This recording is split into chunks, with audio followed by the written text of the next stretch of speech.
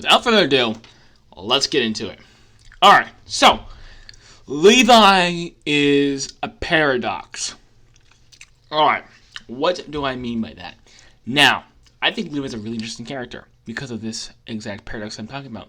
Levi is this really cool, really strong guy. He's the physically strongest guy in the entire show. There's no one who is strong. I don't think there's anyone who's stronger than him.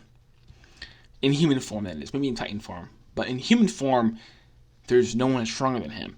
And the scariest part is that he actually gets better. If you go and you look at No Regrets with the OVA, which again is not really canon, but let's just use it for now because I think most people accept that it actually happened.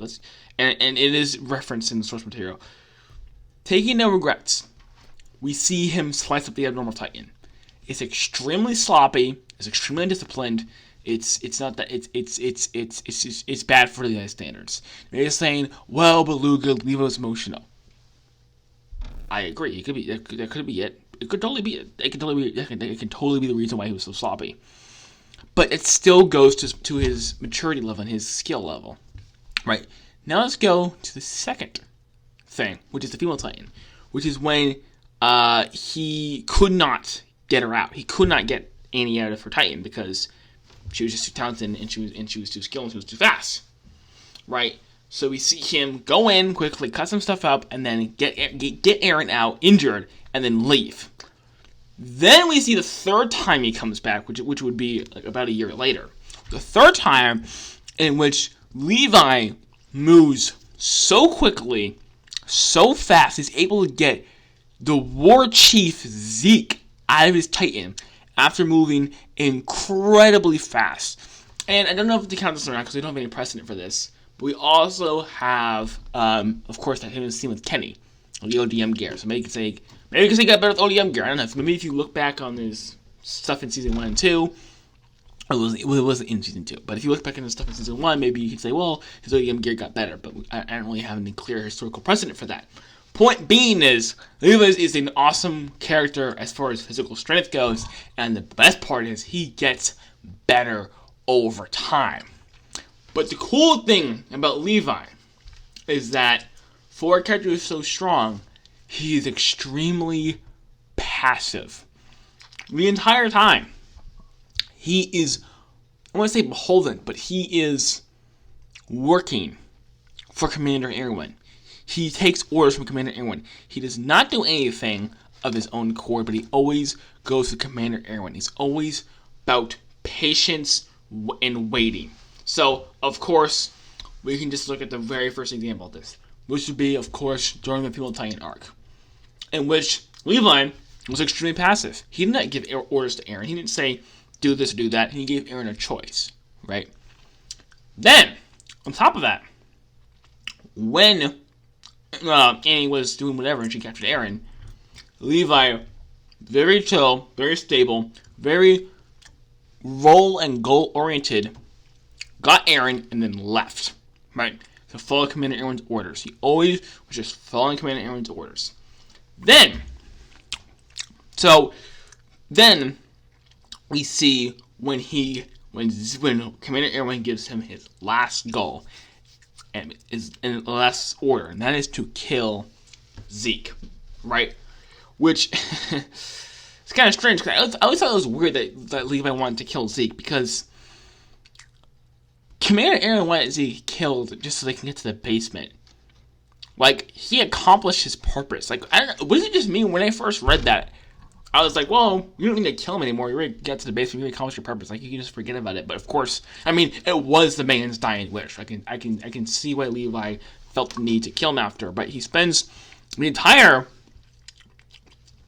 rest of the arc pretty much doing nothing. He does some stuff here and there at the volunteers, but for the most part, he's just passive. He's just letting things unfold. Now, he can go off and do this or do that, but he's generally quiet. Sure, he throws a few jabs at Zeke within the airship, but he really doesn't do anything that would let he doesn't do anything that would go out of his orders, even though his strength would allow him to. Usually, when you have a character like that who's so powerful and strong, they have the blank check to do whatever they want because They're so powerful. Think of Batman, for example. Batman does whatever he wants to do. Why? Because he's Batman. He has all the money. He has all the power. There's nothing anyone can tell him to do. But Levi's not like that, right? Levi is different. Levi is a very passive character. And then on top of that, the cool thing, which is why I say Isayama really knows his characters, because of all the people that got blown up, it was, of course, Levi. Now, of course, there's multiple reasons why he got blown up. Because, again, him and Zeke were intertwined ever since Return to Gigantia. So ever since Return to Gigantia, Zeke was Levi's personal business. So, of course, he'd be in the car with him. But on top of that, Levi was an extremely passive character who followed Commander Aaron's orders and fought Titans. Those three things were all not needed. And well, let's see, when does he get blown up? He does. Okay, yeah.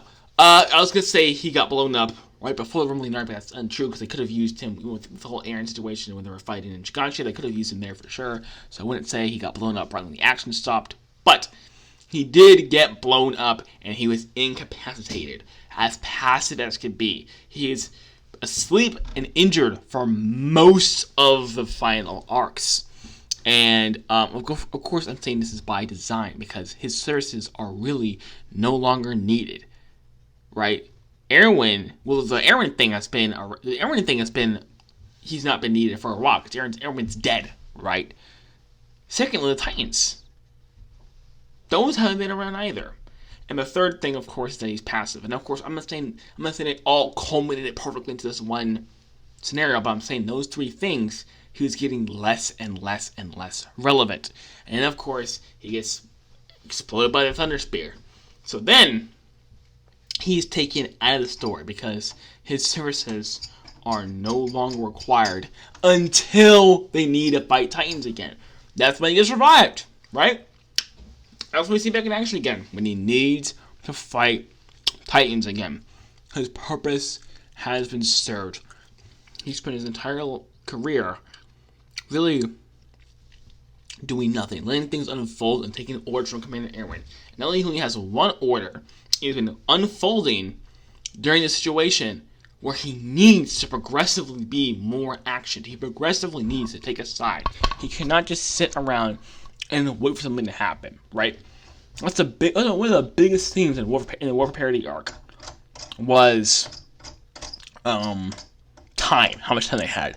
And funny enough, who is shown with a watch in Season 4? The only person shown having a watch in Season 4 is Captain Levi. Wow, Zeke is saying, you're running out of time. And I also think he said, when Zeke was saying, correct me if I'm wrong, but I'm pretty sure Zeke was saying, if you get more time than you do, the entire world's about to come down on Parody Island, and you don't know how to do what that's like, right? Zeke said that. Pretty sure he's talking to Levi, right? So, his passive nature was getting more and more contradictory to the story. He needed to be taken out because his nature simply conflicted with what was happening, right? And I also think that's why Hanji died, right? Because, well, we know why she personally died, right? But I also think this is the reason why Hanji, thematically died. Because, right, she was losing her relevance. Or maybe I'm wrong. Maybe she was being pretty active. But again, from the Jaeger's perspective, she looked like she was being pretty passive to me. But maybe she wasn't. So she was constantly, right, ignoring things, pushing things aside, acting like they had more time than they did. And then, of course, she goes and she dies, right? Leaving only Armin, right, who actually knows what he's doing. And he's not as I know people say he's passive. He's not actually as passive as people think he is. He is totally willing to do whatever it takes to stop the rumbling, right? And so he's the one who's left. And again, would Hanji have been as adamant about the port battle as Armin? I don't know. Again, from a Jaeger's perspective, it just looks like Hanji was content to just do nothing and dig her head into the sand. But that might be untrue. I might just be biased, right? So, Levi's incapacitated. And of course, as I said previously, he comes back up thematically when it's needed. When they need to fight off Aaron's Titans, that's when he comes in. That's when he starts doing his stuff all over again. So, that's been the video. I hope you guys enjoy it. I hope you guys got something out of it. If you did, make sure to like and subscribe, and I'll see you in the next video.